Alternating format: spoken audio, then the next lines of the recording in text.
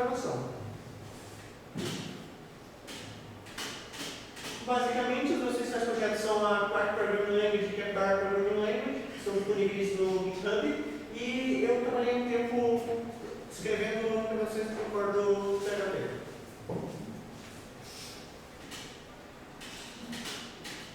Sobre o que vamos separar, basicamente.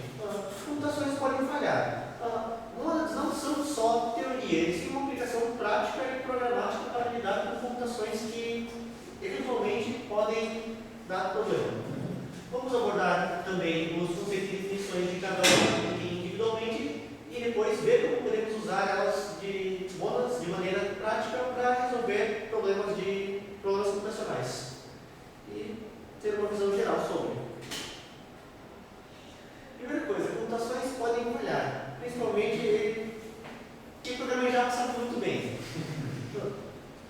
Por padrão, a Java é uma linguagem projetada para não lidar muito bem com valores escritos. Ela tem valores nulos e não tem uma segurança que esse valor vai existir na memória. Um erro muito comum no Pointer Exceptions em Java e, de maneira prática, monads podem nos ajudar a resolver essa questão. Um exemplo comum no JavaScript, uma função head. Ela vai basicamente receber uma lista e recordar o primeiro elemento dessa lista. Seria essa função segura para todos os casos? Onde estaria o erro? Lista vazia. Lista vazia, basicamente, você tentaria puxar uma lista vazia e ela retornaria defined. A própria implementação de Haskell em si não é segura o suficiente para lidar com esse caso. Ela recebe um tipo genérico for all A e uma lista de tipo genérico A e retorna um item tipo A, casando o primeiro item e ignorando o resto e ignorando ele. Isso é um padrão não exaustivo.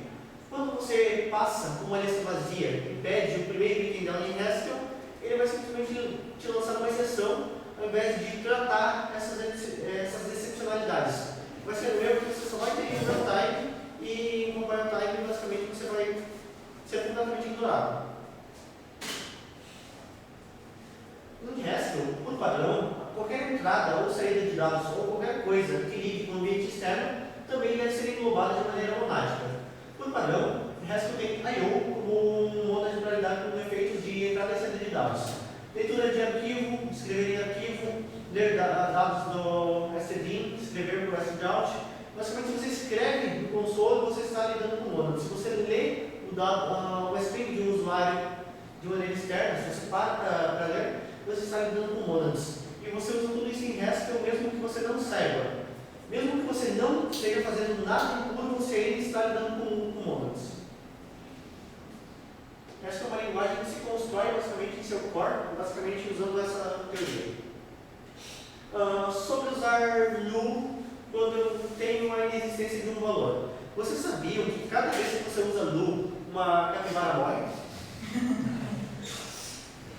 Não é muito legal e é contra as leis ambientais para as capivaras. Então, nós temos maneiras muito melhores de tratar essas excepcionalidades do que valores nulos. Nós podemos usar o próprio sistema de tipos da linguagem para nos ajudar nisso. Tá, mas eu estou programando bonitinho, o que pode dar? O que pode dar errado? Operações de I/O. Vamos ler do stdout, do stdin, no caso. Ler o mercado do usuário. Ela está poluída, deu caca. O que eu vou fazer? Vou lançar uma exceção? Não. Vou ler um arquivo, esse arquivo não existe. Esse arquivo está corrompido, deu caca. Basicamente, vou trabalhar com requests de rede. Não consigo lançar o servidor, deu caca. Padrões não exaustivos. Principalmente em Haskell, head é uma função insegura. Agda já implementa ela de uma maneira segura, diferente de Haskell. Quando você passa uma lista vazia, não há um padrão que caia e seja aceito na função head. Então, você só vai ter um erro de não existir pattern. Requisições HTTP. Uma das piores coisas de trabalhar em Java primordialmente. O protocolo HTTP em si é algo que foi relativamente implementado, mas a maioria das implementações dele é muito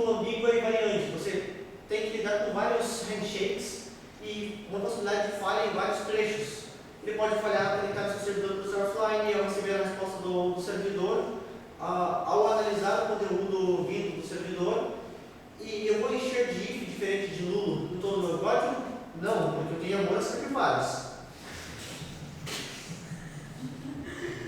Agora, se nós vamos para os conceitos e definições que são mais teóricas antes de vermos a prática. Porque a frase mais clássica é monad, just a monoid, indicator, and functors. Ok, monad é só um monoide, e enquadrado na categoria de functores. Mas o que ela quer dizer? Essa é uma capivara que viveu porque ninguém usou o nome dela.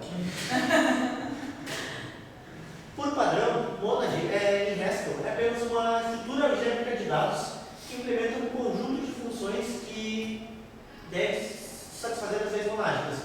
Por padrão, return em Haskell, diferente das outras linguagens, não é uma palavra-chave reservada. É uma função que serve para você trabalhar com valores monádicos. Por padrão em Haskell, quando você vai escrever na tela, você usa o tipo IO e parênteses. Os parênteses significariam basicamente void, unit, a ausência de um retorno. E se você usa do notation, que é uma sintaxe para simplificar de uma maneira quase estrutural essa questão, você normalmente usa o return no final. A função do return é receber um valor puro, um valor limpo, e construir ele com base na estrutura monádica anterior. Basicamente, ele só vai se basear no valor anterior para construir um outro valor. Normalmente, o retorno em Haskell é implícito e tudo ocorre através de uma única expressão. Só tem um conjunto imperativo. Você usa monads para programar imperativamente em Haskell. Você usa mais monads para programar imperativamente em Haskell do que para programar de maneira funcional. Porque você tem que ir todo um fluxo e uma passagem de estados. O bind operator, acho que é a principal referência quando se fala de monads. Por padrão, ele recebendo uma estrutura monádica contendo um valor A e uma função que recebe esse valor puro A, ele tem como retorno um outro monad com um valor B, que tem como retorno final um outro monad contendo um valor B. Basicamente, ele serve para processar os dados. Em uma analogia, eu tenho uma caixinha e eu tenho uma bolinha dentro dela. Eu vou pegar essa caixinha, tirar essa bolinha, trabalhar com ela, mexer o que eu quiser nela, vou colocar ela de volta em outra caixinha e depois repassar para o fluxo, para continuar basicamente, de maneira sequencial. Também temos o operador, bastante utilizado justamente para programação sequencial em Haskell. Se eu quero encher de print, enquanto escrevo line, eu não posso fazer isso linha a linha em Haskell, porque tudo é uma única expressão. Eu tenho que basicamente repassar os itens. E como eu vou estar ignorando qualquer valor retornado, como o print só retorna uma unidade, a equivalência é um void, eu vou simplesmente ignorar ela. E eu recebo um valor monádico A, eu ignoro ele, e eu retorno um valor monádico B, basicamente. No caso, recebendo também um valor monádico B. M para ele seria basicamente uma analogia ao um latest, o item anterior, usando o operador de bind e apenas ignorando o item. Basicamente, a definição de monad em Haskell seria apenas uma estrutura algébrica de dados que satisfaz e implementa essas operações, o que grande parte das estruturas não fazem. Muita gente usa analogias para monads para compará-las com burritos ou elefantes. Sinceramente, eu tentei ler um artigo que falava sobre monads are elephants, mas eu não entendi. O que me clareou mais a mente foi monads are like burritos. Basicamente, isso aqui é minha estrutura monádica, esse aqui é o meu valor, que está ali isoladinho, eu posso trabalhar com ele de maneira separada e lindo. O que seria, então, um monoide agora? Seria outra estrutura algébrica. Haskell implementa tudo isso de forma algébrica. Usa o sistema de tipos para implementar essas estruturas e implementar a teoria. Ela tem que satisfazer o princípio da identidade, onde sempre deve haver uma operação, no caso, que permita unir itens, um operando em que joined a qualquer item não tem efeito, e outros itens de um conjunto que possuem efeitos. e tem que satisfazer, no caso, essa identidade. Números que você pode adicionar satisfazem o princípio. Números que você pode adicionar em operação de soma, por exemplo, poderiam classificar-se como monoides. 0 mais 7 que corresponde a 7 mais 0, que corresponde a 7. A concatenação de listas também corresponde a um monoide. Quando você usa listas de Haskell, você também está trabalhando com monoides e funções. Por padrão, uma lista vazia concatenada a 1, 2, 3 é a mesma equivalência a 1, 2, 3 concatenada a uma lista vazia, que é exatamente a mesma equivalência a 1, 2, 3. Similarmente, um conjunto vazio unido a um conjunto com um item, corresponde a esse mesmo item unido a um conjunto vazio, que corresponde a um conjunto contendo esse item. Satisfazendo o princípio da identidade, basicamente, com mais algumas regras um pouco mais complexas, nós temos um monoide. Você usa em programação básica em Haskell eles mesmo que você não queira. Um detalhe é que a operação soma de números poderia classificar-se entre isso. No entanto, a subtração seria inválida. Mas por que a subtração seria inválida? Não é associativo. Oi? Não é associativo. Isso, basicamente, a ordem que você coloca os operandos vai afetar Não o é comutativo. resultado final. Isso. Também corresponde a um conjunto de objetos únicos e uma maneira de combiná-los, como demonstrado assim. Nosso querido funtor. A gente usa ele para quê? Para trabalhar em uma estrutura sem tocá-la, trabalhar em valor interno, aplicar uma transformação em um valor mantendo sua estrutura.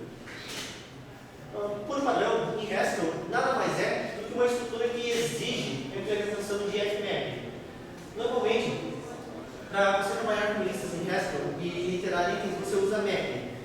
Em Haskell, listas são funtores. E map é um alias para fmap, onde você consegue trabalhar, aplicar funções a itens internos de uma lista, mantendo ela como uma lista, no caso mantendo o funtor, e sem tocar no item atual. Basicamente, a exigência de fmap é que receba uma função de um parâmetro A retornando B, um funtor de um parâmetro A e retornando um funtor de um parâmetro B. Por exemplo, se quiséssemos pegar uma lista de inteiros e transformar em uma lista de strings, usando a função show de Haskell, a gente receberia a integer B string, um functor que recebe integer, e o retorno seria um functor que recebe string. Basicamente, uma lista de inteiros com uma lista de string. Nesse caso, uma lista satisfaz as nossas necessidades. Uma lista classificar-se-á como um funtor e satisfaz o princípio da identidade. Por padrão, quando você usa composição de funções, você também está trabalhando com funtores. P unido a Q, sendo novas funções, seria basicamente o mapeamento do item interno de P unido ao mapeamento do item interno de Q. Basicamente é um mapeamento entre categorias. E o que é o funtor? É basicamente um funtor que mapeia dele para ele mesmo. O funtor em si não vai ser alterado. O item interno que ele carregaria, que é o que vai ser modificado em si, ainda que de maneira pura. Também implementar fmap. Isso aqui basicamente seria a implementação de micro, que recebe um mono de M e constrói um mono de M. Não estou lembrado muito bem porque eu coloquei esse exemplo de código, mas no momento era bem útil.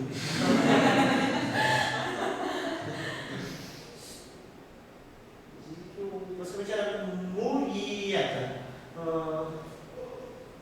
No caso, monads, sendo em Haskell um mapeamento entre categorias delas para ela mesma, como de listas, enquadrar-se-iam na categoria de funtores, o que satisfaria a frase de que monads são realmente monoides na categoria dos funtores. Ok, basicamente a teoria em si, pelo menos a básica aplicada a Haskell, é essa. E em cima disso vai ser construído todo o sistema para lidar com computações e efeitos colaterais. Por padrão, Haskell tenta implementar a teoria através de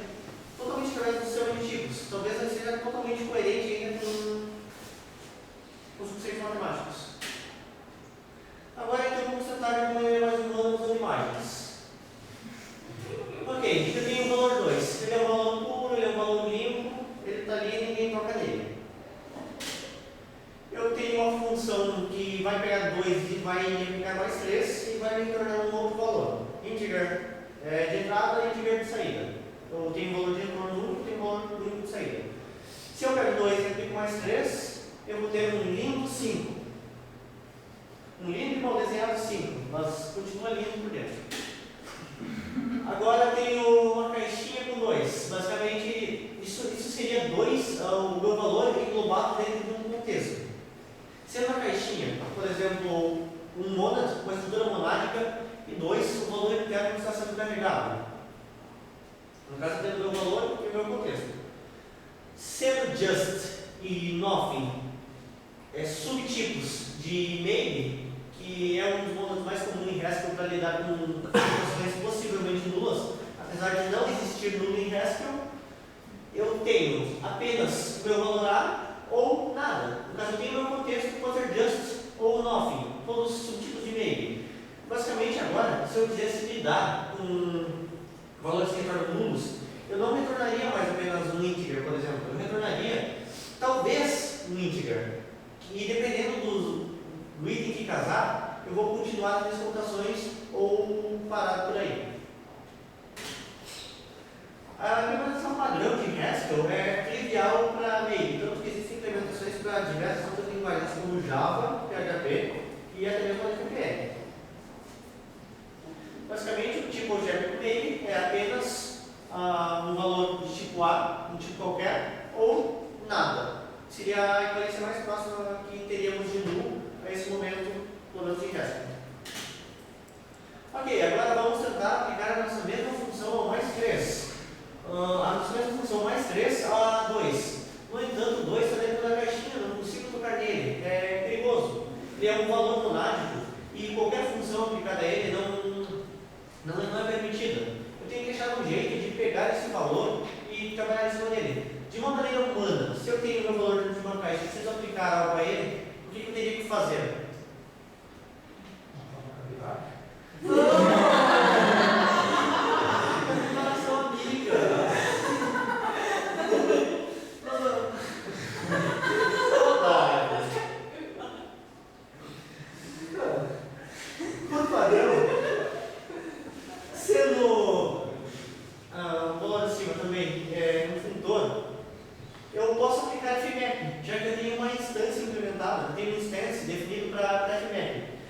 Ela recebe uma função externa, ela recebe um valor englobado dentro de um valor monádico e vai saber magicamente como trabalhar com um valor interno e retornar ele englobado em um valor do mesmo tipo. Basicamente, fmap mais 3 aplicado a apenas 2 e retorna apenas 5. Eu consigo trabalhar com um valor interno sem tocar diretamente nele. Basicamente, eu pego meu item, tiro da caixinha, trabalho nele e coloco ele na caixinha de volta e devolvo. É o mesmo que eu pegar uma água no mercado, quebrei e volto para a caixinha lá, volto, ninguém se importa. Ok, feedback de mais 3 a 2, alguma mágica incrível acontece e nós temos 5 de volta dentro da caixinha. Por padrão, a definição de um funtor é, sendo f um tipo objeto de dados que corresponde a um funtor e fmap na implementação, recebendo, como eu defini antes, um valor A e retornando um valor B, e um funtor de A e retornando um funtor de B. Se a gente for abstrair do que aconteceu antes, o funtor de A seria just integer. A gente continuou retornando um integer, então A e B são sempre integers. A gente recebeu um inteiro e deu para sair do inteiro. Inteiro na entrada, inteiro na saída, um funtor de inteiro saiu como um funtor de outro inteiro. Satisfez isso, funcionou lindamente. Basicamente, o fmap recebe a função, no caso ali a gente passou de maneira parcializada, com mais 3, um funtor como just 2 e retorna basicamente just 5. No entanto, sendo just e nothing subtipos de maybe, se eu passasse nada para o meu fmap, o que aconteceria? Retornar nada. Nada entra, nada sai. Sabe aqueles dias que você não come nada no dia seguinte e você não vai ao banheiro também? É a mesma situação, basicamente.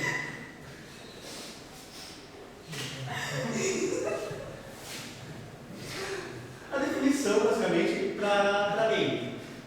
Se formos trabalhar com os tipos acima definidos, no teste control, o tipo vai ser maybe, que é talvez, basicamente, a fmap, recebendo a função e o valor englobado em just, extraído como val, vai retornar just, composto, no caso, mesmo que frutou, nos parâmetros como ele frutou, aplicando a função aval e deixando ela dentro de just, para que a gente tenha mapeado o que está acontecendo por baixo dos panos. E se nada entra, nada sai. Pedir situação do banheiro. Basicamente, ela vai pegar, abrir a caixinha, tirar o valor do contexto, aplicar a função, dar o valor bonitinho, colocar o valor no contexto de volta, fechar e nos entregar. Assim a gente consegue trabalhar com itens externos de uma maneira funcional, pura e sem lidar com estados. Por parâmetros é bastante utilizado para lidar com questões externas, como eu citei, justamente pelo fato de você não saber se isso vai dar certo ou não, se a aplicação pode ou não continuar. Sem valor, não aplica a função, termina com nada. Se você chega no mercado sem dinheiro, tu vai sair de lá sem nada também. Agora, levando em conta que listas também são funtores, vejamos o que acontece quando eu aplico map, que seriam meias para fmap, basicamente. Eu tenho meu carrinho, meu array de valores, e para cada um deles eu vou aplicar a minha função. Se a minha função mais 3, eu aplico para 2, eu aplico para 4, eu aplico para 6. Eu tiro eles dos meus carrinhos e depois eu coloco todos os valores internos. Isso aqui é uma lista, entrou uma lista, continuou sendo uma lista.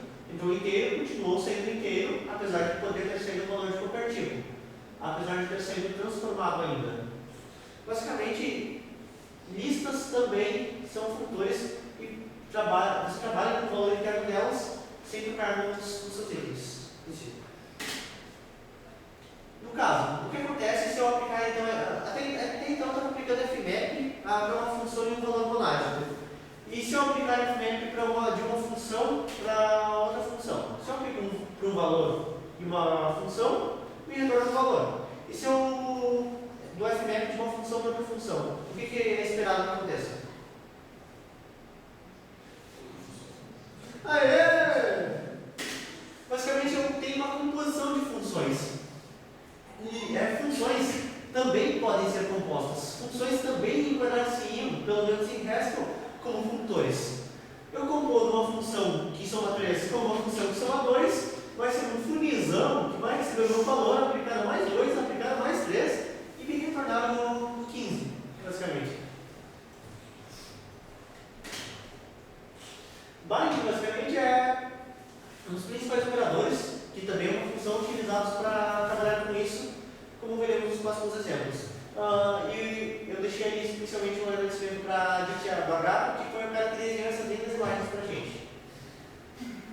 Por padrão, bind, em analogia, seria basicamente um desentupidor de... Não lembro muito bem o nome, mas imagina como é que se desentupir um vaso. Você vai extrair aquilo de lá, vai tirar aquilo de lá, de alguma maneira.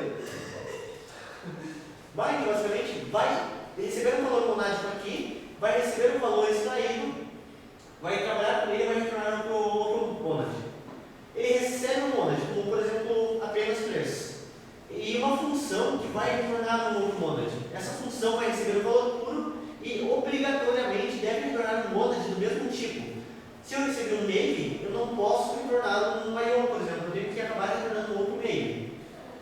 E ela vai acabar retornando outro monad contendo um valor processado interno. Se eu quisesse de maneira mais simples ler a entrada de um usuário e jogar na tela, eu ia fazer getLine e participate line em Haskell. Basicamente, getLine, alguém sabe qual é o retorno da função getLine em Haskell? Oi? Ela, bem, isso seria o participate line. A getLine ela vai tentar obter o string do usuário, mas ela não retorna o string. Ela retorna uma string englobada em um monad, IO. Você vai trabalhar com esse item. Ela pode ou não retornar esse item. E de acordo com o valor retornado, você vai continuar trabalhando. Basicamente, se dá um getLine e um line, o participate line só vai acontecer se você realmente conseguir obter uma string válida no getLine. E a gente pode usar ela para resolver problemas ou causar mais problemas. Um exemplo bem simples em Haskell usando a I/O.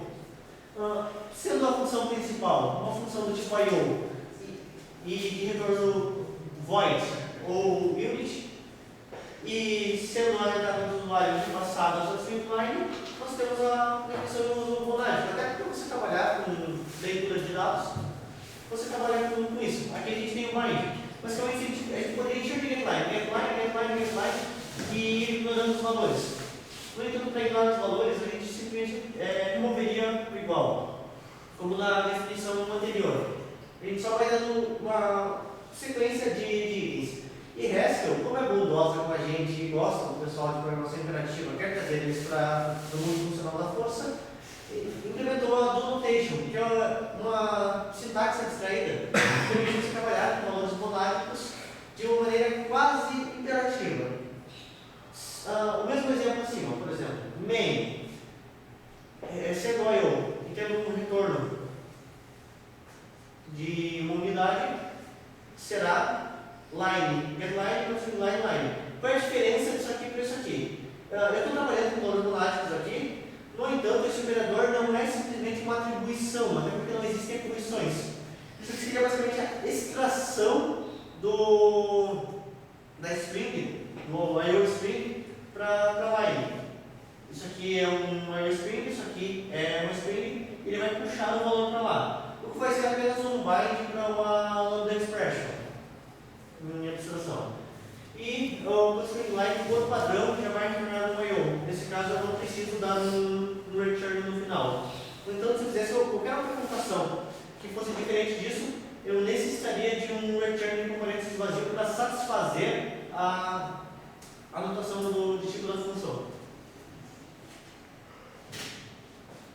Esse aqui é um exemplo de um gato preso num modo de I/O. Dá uma lozinha, só que a gente só se importa com o que está externo, basicamente. O que está internamente não é importante para nós nessa situação. Se deu algum erro lá dentro, a gente vai simplesmente parar a computação.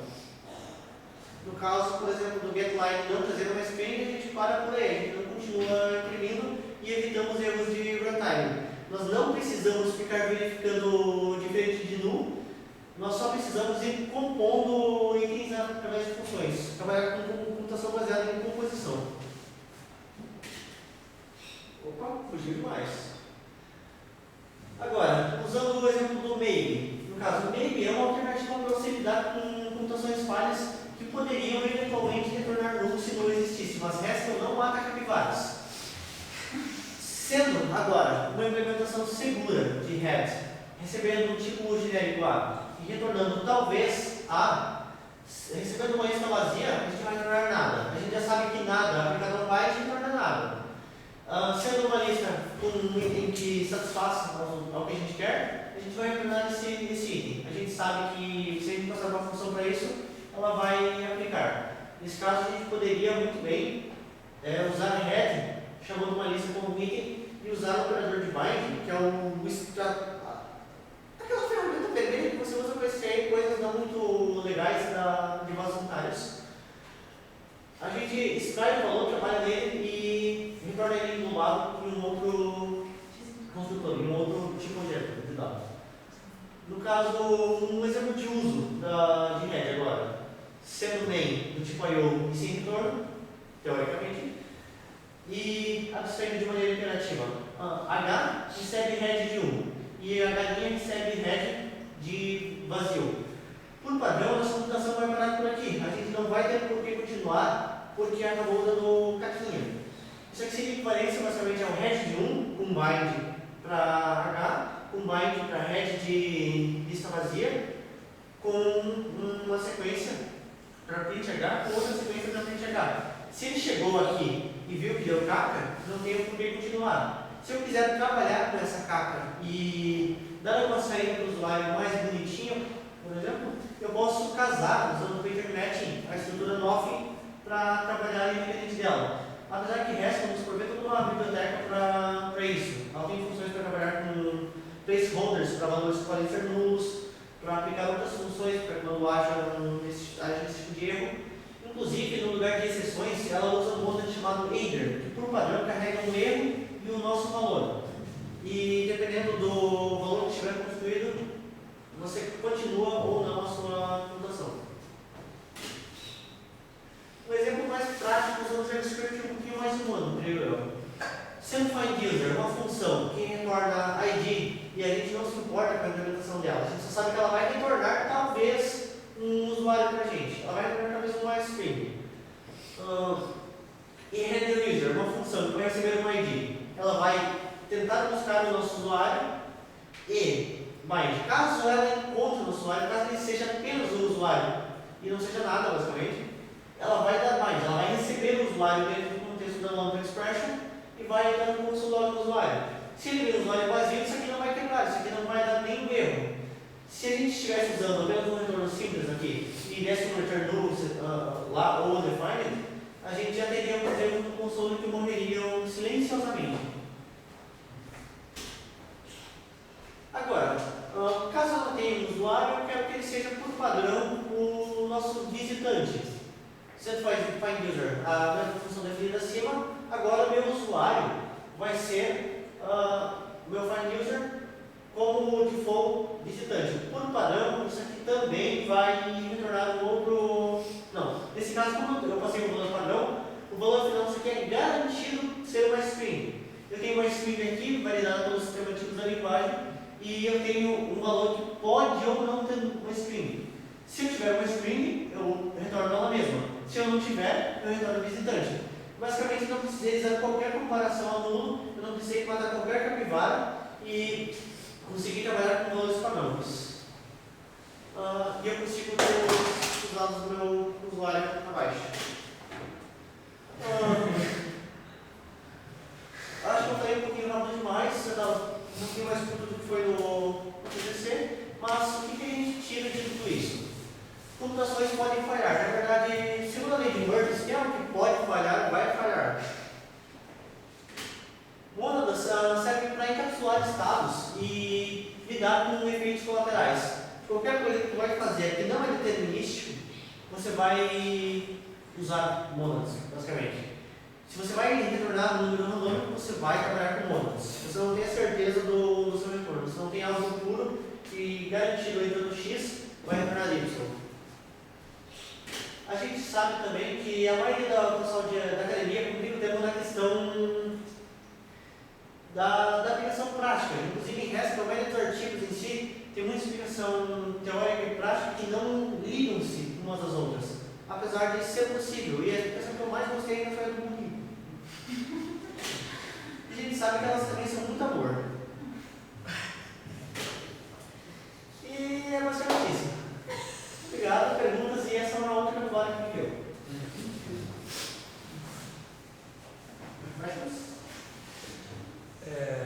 O operador, a função hashmap, a ideia dela, você vai ter uma função de A para B e vai retornar uma outra função de F de A para F de B. O que está acontecendo ali? Na verdade, aqui como a tipo associativa para a direita, você vai ter um parênteses que não está... O operador de bind já tem precedência 1, ele tem uma precedência muito baixa. Ele vai primeiro avaliar tudo à esquerda e tudo à direita, para depois aplicar as computações. Você pode voltar no slide do FMAP?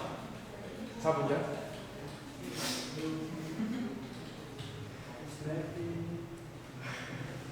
Bem longe. Pode ser. Então, pelo que eu sei, os parênteses no Haskell, do tipo, eles são associativos para a direita. Então você vai ter um parênteses que começa ali no FA e termina no FP. Então você pode falar que existe uma função de F para A que retorna uma outra função de F para A. É equivalente dizer isso. O que eu vejo que está acontecendo aí é que você tem uma estrutura interna que é de A para B. Você não mudou a sua estrutura interna de A para B. Você tem um elemento de A para B, você mudou a estrutura externa, né? Mas o elemento interno de A para B continua. No caso não mudei, mas ela seria possível de mudança, porque aí são tipos genéricos diferentes. Sim. Mas então, aí acontece, Bom, você vai ter uma coisa que é de acadêmico no final, né? Apesar de estar no contexto agora. Né? Então, essa estrutura você não tem. Então, quer dizer que o FMAP, ele possibilita que você altere a estrutura sem mexer no elemento. Né? E o operador bind do Monda, se você puder mostrar ali.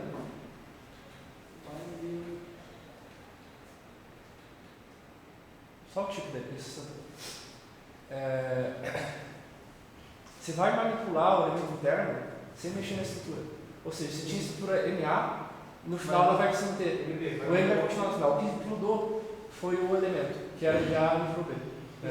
Então, resumindo, né, a história, o FMAP, ele altera a estrutura sem tocar no elemento, e o bind, ele altera o elemento sem tocar na estrutura, porque ele é uma transformação natural.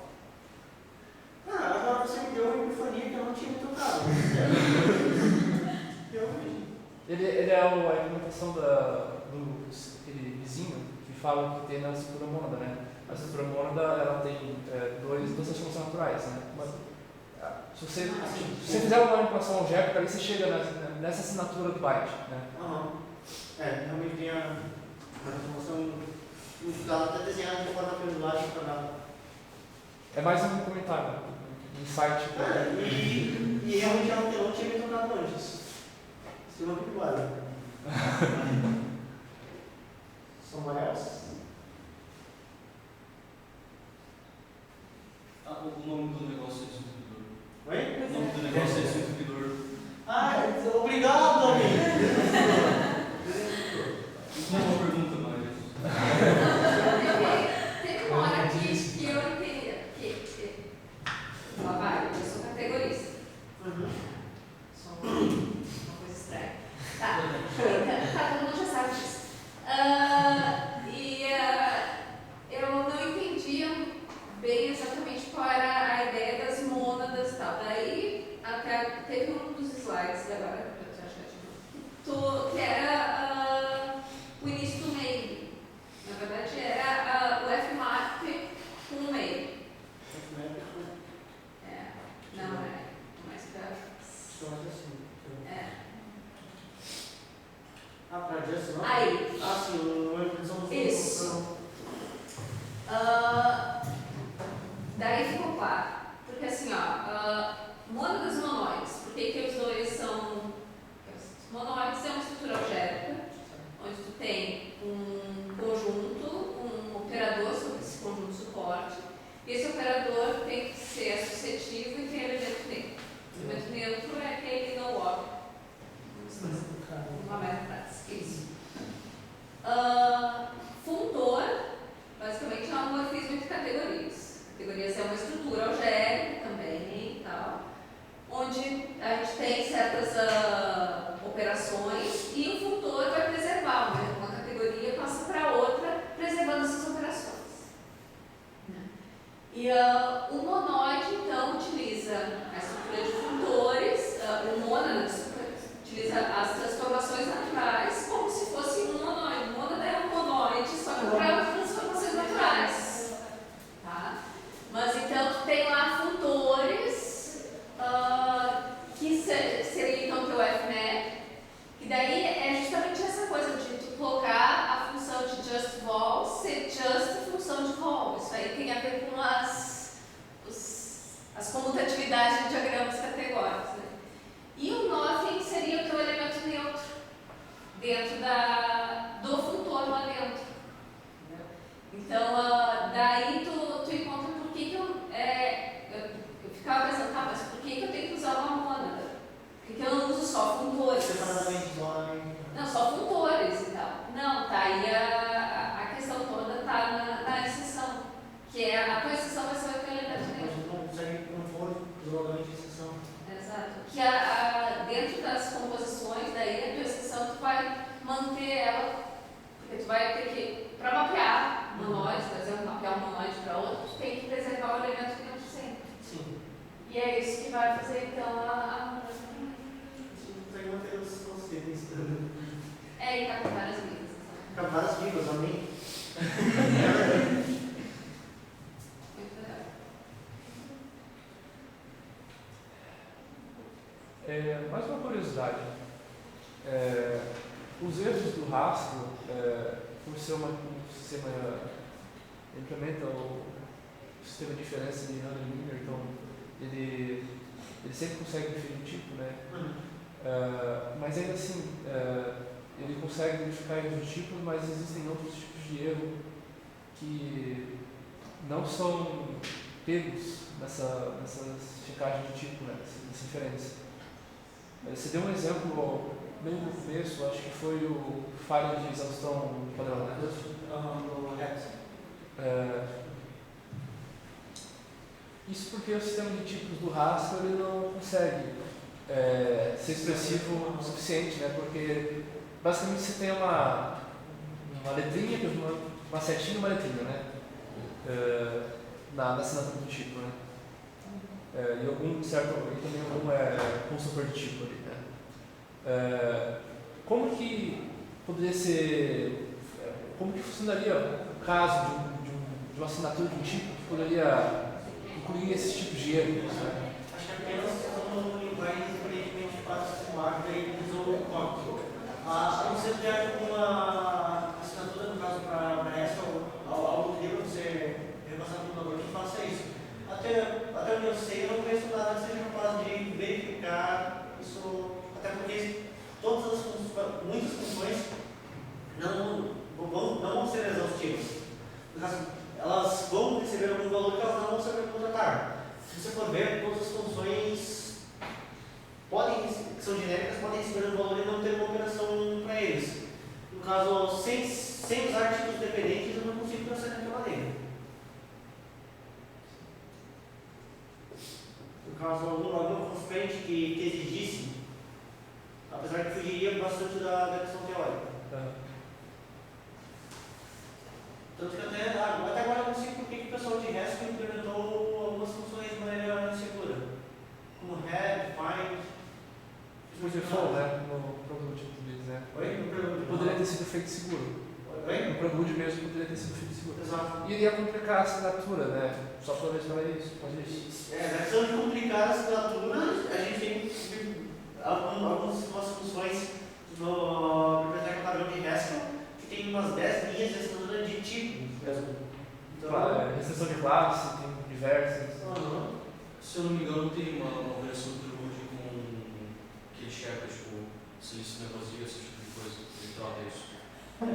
O interessante é que a função REST no Prelude ela não tem um tratamento de poder de exaustividade. Pelo Prelude, ela dá, você está dando extrair algo de uma lista vazia, ela dá uma sensação diferente do que a implementação manual dela. Acho que tem uma diretiva lá por isso que trata.